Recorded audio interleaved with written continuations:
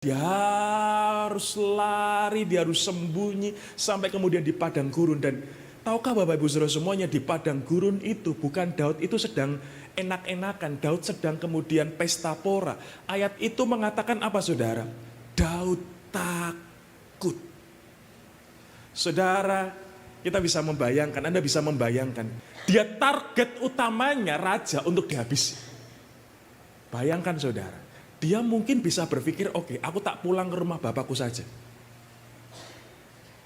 Dan ketika dia pulang, bukan hanya dia yang mati, keluarganya habis. Cari siapa saudara? Dia mau kemana? Dia nggak tahu tempat yang dia harus tuju. Dia nggak tahu tempat yang harus dia cari untuk berlindung. Dia nggak tahu tempat di mana dia harus aman di dalam hidupnya. Dia nggak tahu harus gimana. Dan sampai akhirnya dia di padang gurun. Dan Anda bisa lihat Bapak Ibu Saudara semuanya. Daud di padang gurun. Ketika nanti kita akan lihat, kita akan pelajar. Bagaimana kemudian Daud itu di padang gurun. Apa yang dilakukan Daud di padang gurun.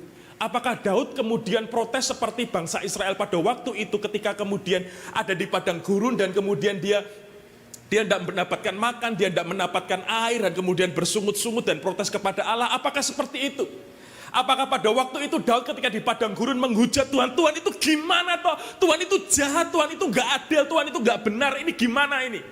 Apakah pada waktu itu kemudian Daud menyangkal Tuhan, Tuhan aku sudah gak mau ikut engkau. Tuhan aku mau melupakan engkau, sudah gak usahlah. Ikut rencana Tuhan. Apakah Daud seperti itu saudara? Maka kita akan lihat ayat berikutnya.